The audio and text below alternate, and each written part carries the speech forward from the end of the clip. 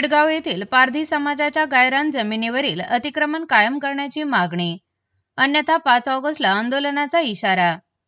श्रीगोंदा तालुक्यातील शेडगाव येथील आदिवासी पारधी समाजाच्या कुटुंबांनी गायरान जमीन गट क्रमांक 662 मधील 2 हेक्टर क्षेत्रावरील अतिक्रमण कायम करून संबंधित कुटुंबाची नावे सातबाऱ्यावर नोंदविण्यात यावीत, अशी मागणी आदिवासी पारधी संघटनेच्या वतीने जिल्हा अधिकाऱ्यांकडे निवेदनाद्वारे करण्यात आली आहे. तसेच सदर गायरान जमीन कोणत्याही सौर ऊर्जा कंपनीला, खासगी संस्थेला किंवा इतर प्रकल्पांसाठी देण्यात येऊ नये आणि अतिक्रमण हटविण्याची कारवाई करू नये, अशी ही मागणी करण्यात आली आहे. निवेदनात म्हटले आहे की शेडगाव येथील पारधी समाजातील अनेक कुटुंबांनी उदरनिर्वाह आणि निवासासाठी अंदाजे 1975 पासून शासनाच्या पडीक गायरान जमिनीवर वास्तव्यास सुरुवात केली आहे. अनेक वर्षापासून या कुटुंबाचा त्या जमिनीवर ताबा असून तेथेच त्यांचा उदरनिर्वाह सुरू आहे. मात्र अतिक्रमण हटविण्याच्या हालचालीमुळे या कुटुंबामध्ये भीतीचे वातावरण निर्माण झाले आहे. संघटनेच्या मते गायरान जमीन गेल्या अनेक वर्षांपासून आदिवासी पारधी समाजाच्या वास्तव्यास आणि उदरनिर्वाहासाठी वापरली जात आहे.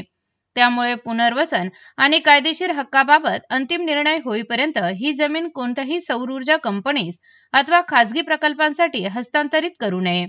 सदर निवेदन हे 5 सप्टेंबर 2023 रोजी दिलेल्या निवेदनाचा पाठपुरावा असल्याचे सांगण्यात आले असून प्रशासनाने तातडीने सकारात्मक निर्णय घेऊन संबंधित कुटुंबांना न्याय द्यावा, अशी मागणी करण्यात आली आहे. तसेच संबंधित कुटुंबाकडून आवश्यक कागदपत्रे आणि पुरावे स्वीकारून त्यांना कायदेशीर प्रक्रिया पूर्ण करण्याची संधी द्यावी, पोलीस संरक्षण उपलब्ध करून द्यावे आणि अतिक्रमण हटविण्याची कारवाई थांबवावी, अशी ही विनंती करण्यात आली आहे. दरम्यान प्रशासनाने या मागणीकडे दुर्लक्ष केल्यास 5 ऑगस्ट 2026 रोजी उघडे नागडे बोंबाबोंब आंदोलन करण्यात येईल, असा इशारा आदिवासी पारधी संघटनेच्या वतीने देण्यात आला आहे.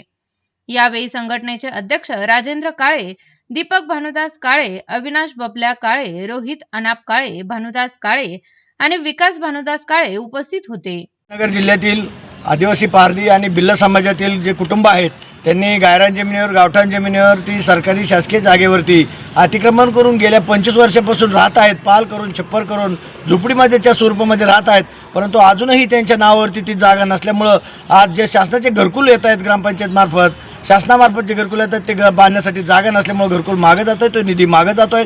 म्हणून शासनाला विनंती आहे की राहत्या घराखाल्या जागा तातडीने नावावर करण्यात यावी आणि ज्यांनी गायरान जमिनीवर अतिक्रमण केले आहेत त्यांच्या नावावर 7/12चा नोंद लावून अतिक्रमणधारकांना नावे नोंद करून त्यांना 7/12ला नोंद लावून त्यांना त्या जमिनी दिल्या पाहिजे. अन्यथा आम्ही येत्या 7 तारखेला मोठ्या बोंबाबोंब आंदोलन करणार आहेत आणि पारधी आणि भिल्ल समाजाचे उघडे नागडे जे मुलं आहेत अर्धनग्न अवस्थेमध्ये इथं बोंबाबोंब आंदोलन केले जाईल. आजही त्यांना मतदानाचा अधिकार नाही आहे आणि 79 वर्ष झाले स्वतंत्र भारताला होऊनही तरी अजूनही मतदानाचा अधिकार नाही. अजूनही त्यांना आधार कार्ड नाही आहे. इथं जन्माच्या नोंदी भटकंती असल्यामुळे त्यांना अजूनही त्यांच्या जन्माच्या नोंदी नाही आहेत. ग्रामपंचायतला नोंदी नसल्यामुळे नोंद आणा म्हणतायत. जन्माचे नोंदीचं दाखले द्या तरच आधार कार्ड देतो आहे आणि आधार कार्ड नसल्यामुळे रेशन कार्डला लिंक होत नाही, रेशनसुद्धा त्या ठिकाणी मिळत नाही. म्हणजे ह्या आदिवासी लोकांना माणूस म्हणून जगता येतं आहे की नाही, हा प्रश्न आमच्या संघटनेपुढं आहे. म्हणून आदिवासी पारधी समाज संघटना महाराष्ट्रभर आंदोलनाची भूमिका घेत आहे. आज महसूल मंत्री यांनी सांगितलेलं आहे की राहत्या घराखाल्या जागा लवकरात लवकर नावे करत. आयडेंटिटीचा मुद्दा आहे, यांना तातडीने ओळखपत्र जे लागतील ते करावेत. श्रीगोंदा तालुक्यामध्ये 21, 22, 23 तारखेला जे शासकीय योजनेने मार्फत आपण कॅम्प घेतलेला आहे याचा लाभ जास्तीत जास्त आदिवासी लोकांना मिळणार आहे, भटक्यांना मिळणार आहे आणि त्यांना जन्माचे दाखले देऊन तातडीने कोणत्याही परिस्थितीमध्ये जन्माचे दाखले देण्याची व्यवस्था करावी. आधार कार्ड देण्यात यावे, रेशन कार्ड देण्यात यावे. जातीचे दाखले अजूनही मुलं शिकल्यामुळं नाही न शिकल्यामुळं, लोकच न शिकल्यामुळं त्यांना जातीचे दाखलेसुद्धा मिळत नाही. ह्या सगळ्या गोष्टी जे आहेत, आयडेंटिटीचा मुद्दा जो आहे तो वंचित विकास संस्था, खंडाळा आणि आदिवासी पारधी समाज संघटना यांच्या वतीनं हे आंदोलन आम्ही पुकारलेलं आहे आणि याचा पुढचं काम म्हणून आपण कशा पद्धतीने याला आयडेंटिटीचा मुद्दा सुटेल आणि गायरान जमिनी, घराखाल्या जागा, घरकुल योजना, शासकीय योजनेचं विविध पद्धतीनं जातीचा दाखला नसल्यामुळे कुठलीही योजना मिळत नाही, घरकुल नाही, कुठली शासकीय योजना मिळत नाही. म्हणून त्यांना जातीचे दाखले पहिल्यांदा आयडेंटिटीचा मुद्दा सोडा आणि नंतर घराखाल्या जागा नावावर करा, जेणेकरून सगळे सुविधा त्यांना मिळतील. त्यांच्या मुलाचा शिक्षणाचा, संरक्षणाचा, सहभागाचा, आरोग्याचा हे अधिकारापासून पूर्णपणे वंचित पारधी आणि भिल्ल समाजाच्या लोकांना मुलांना होत आहे. म्हणून यांना तो अधिकार मिळावा. त्यांचे राईट बेसवरती, मुलांच्या चाइल्ड राईटवरती आपलं काम आहे. म्हणून त्यांनी त्यांच्या मुलांना शिक्षणाच्या मुख्य प्रवाहात ठेवलं पाहिजे. आज शाळेमध्ये सुद्धा मुलांना बाहेर हाकलून दिलं जाते, कारण शाळेमध्ये शिष्यवृत्ती स्कॉलरशिप ही जोपर्यंत त्या मुलांना आधार कार्ड नाही आहे आणि बँकेत खातं खोललं जात नाही तोपर्यंत त्यांना कुठली शासकीय सुविधा मिळणार नाही. म्हणून आमची विनंती आहे शासनाला की याच्यावरती दखल घेण्यात यावी.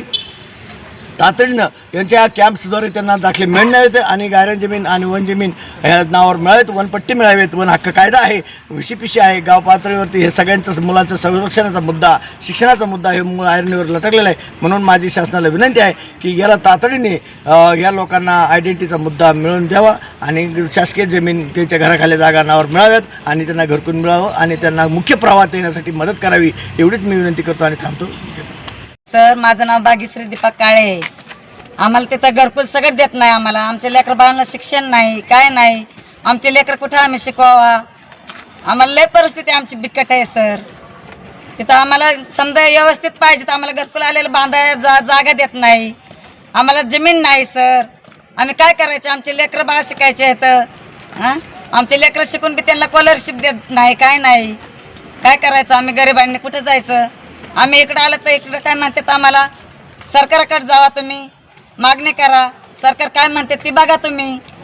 आम्ही इकडं आलं तरी आमचे काय आहे सर, आमचे साथ आहे संघ. राहणार शाडगाव तिथं माझं गायरान आहे. गायरानामध्ये तिथं जागा देत नाही, घरकुल देत नाही. तिथं गरम शक काय म्हणतो तिथं जागा देत नाही. सरपंच म्हणतो जागा देत नाही. गायरान जमिनीमध्ये आम्ही राहतो. आम्हाला उठवायचं अधिकारी करतात ती लोक. ते काय म्हणतात लाईटीचं यूज करणार आहे. तिथं घरकुल तिथं बांधून देत नाही.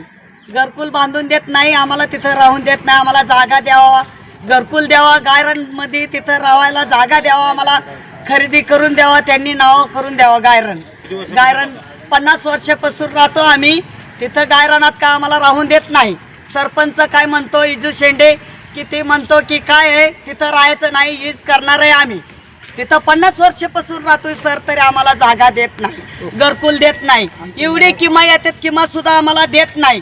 आमच्या म्हाताऱ्याची 100 पिढी झाली सासऱ्याची, तरी घरकुल सुद्धा देत नाही का मजुरी काहीच देत नाही. आम्हाला आलेले अनुदान काय देत नाही, काही सुद्धा देत नाही.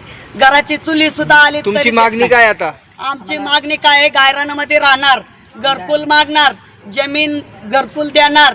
तिथं जमिनीत गायरानात आम्हाला घरकुल द्यावा आणि जमीन द्यावा आम्हाला गायरान. हो.